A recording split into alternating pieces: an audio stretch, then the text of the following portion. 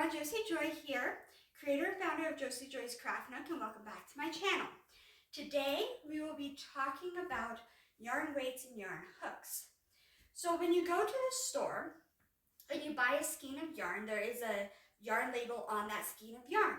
And on that yarn label there's two important pieces of information. The first one is the yarn weight and the second one is the yarn hook size. You will need to know both of these. Because if you use a really small hook for really thick yarn, it's not going to be able to catch the yarn to be able to make anything. But vice versa, if you use a really big hook for really thin pieces of yarn, it's going to make really big gaps in your crocheted project. And so you really can't use that. So anyways, that's what we're going to be talking about. Also, the yarn weight is not how much the skein of yarn weighs overall.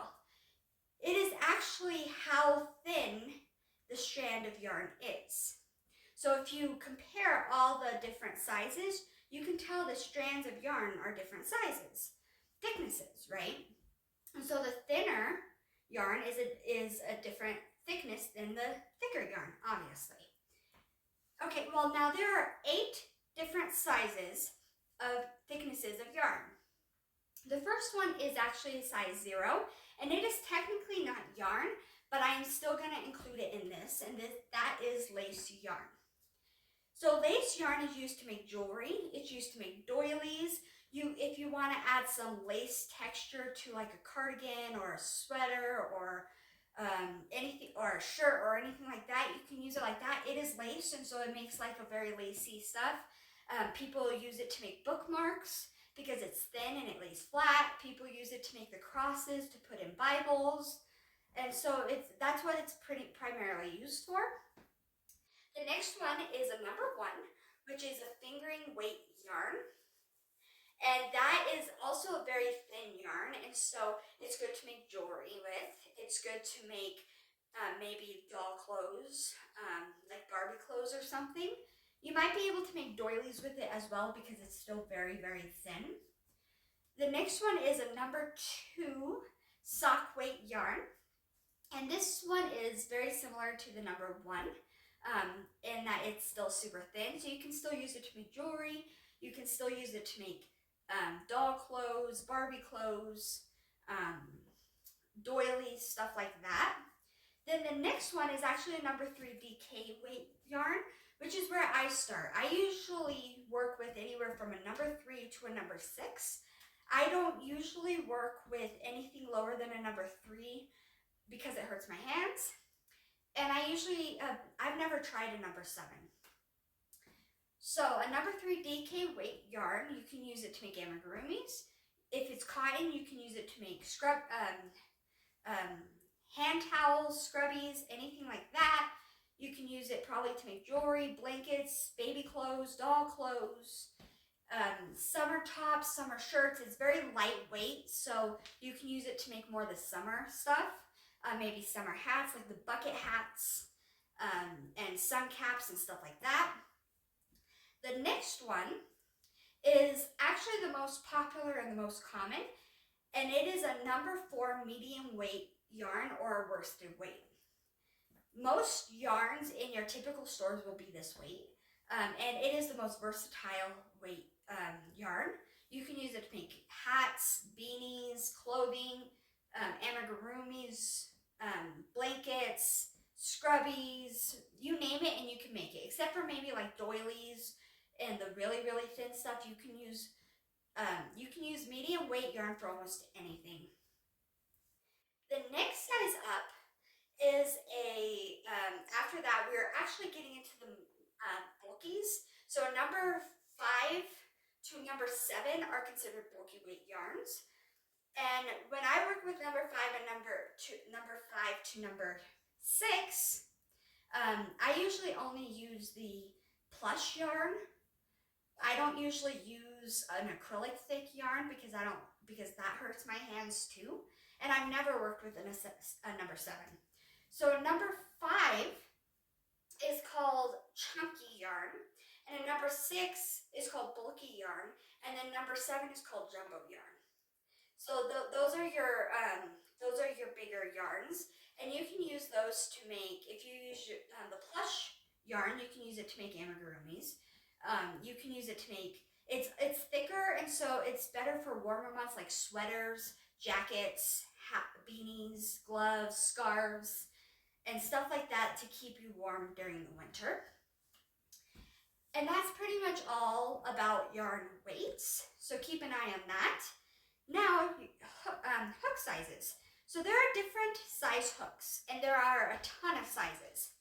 Now they go all the way from a 1.50 millimeter, which is what you will use for your lace yarn, all the way up to a, the biggest I have is a 10. So I will show you a 10. This is a 10, you can see that. And then I'll show you I actually do have a 1.50, yeah. So this is a 1.50, and you can actually see the difference right there. Yeah. But they actually do have bigger hooks than this. This is just the biggest hook I have. I think they can go up to like a size 15. I'm not really sure. I never used worked with yarn that big. And like I said, the hook size depends on the yarn you use. If you want to make a doily or something using lace, you would want to use this size hook of 1.50 millimeter. If you want to work with more like a number 7 or something, you might want to use a 10 millimeter. Now I know that the 6s that I work with tell you to use an 8 millimeter, so a jumbo might require a 10. I don't know, I've never worked with it. And then like a medium weight usually does a 5 millimeter.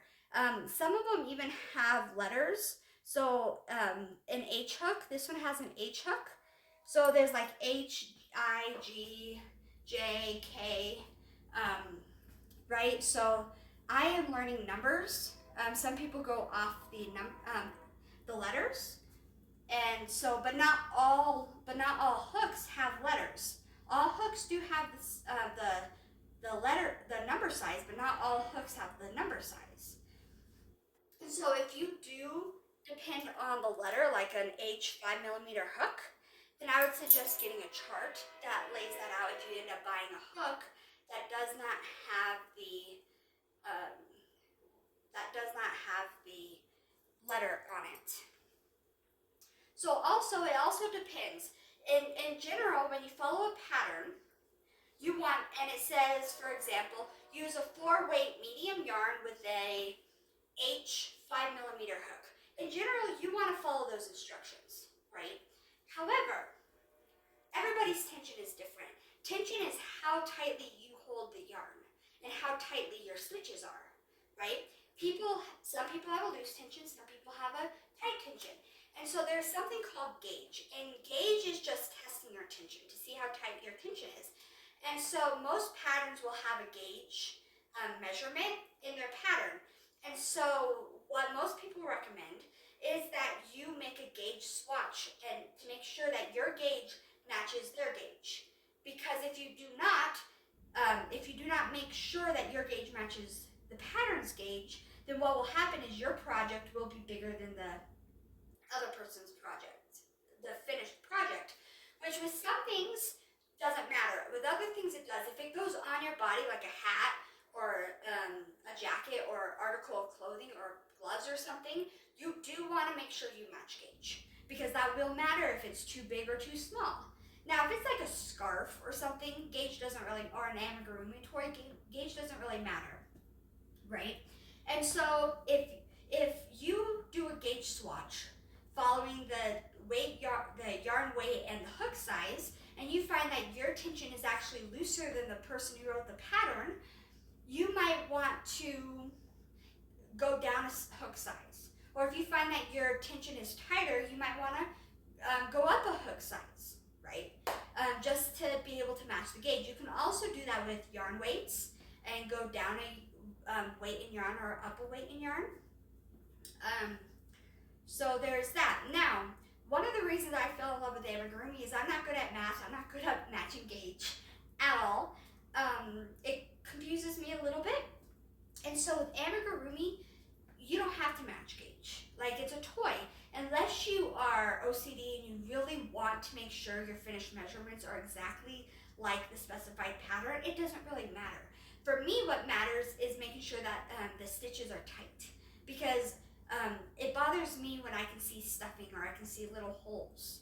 And I hate that because I want my stuff to look as professional as possible.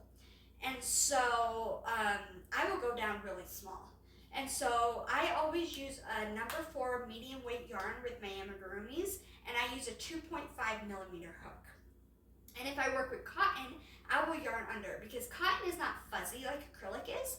And so it will still have holes. Even though you have a small hook, it will still have holes.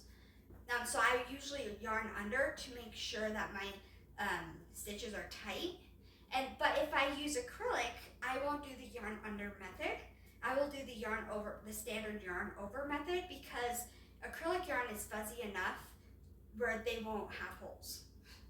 So yeah, I think that's all I have to say about yarn weights and hook sizes. I hope this was helpful. Anyways, don't forget, if you like this video and you want to see more, don't forget to hit the subscribe button, hit the bell for notifications, and leave the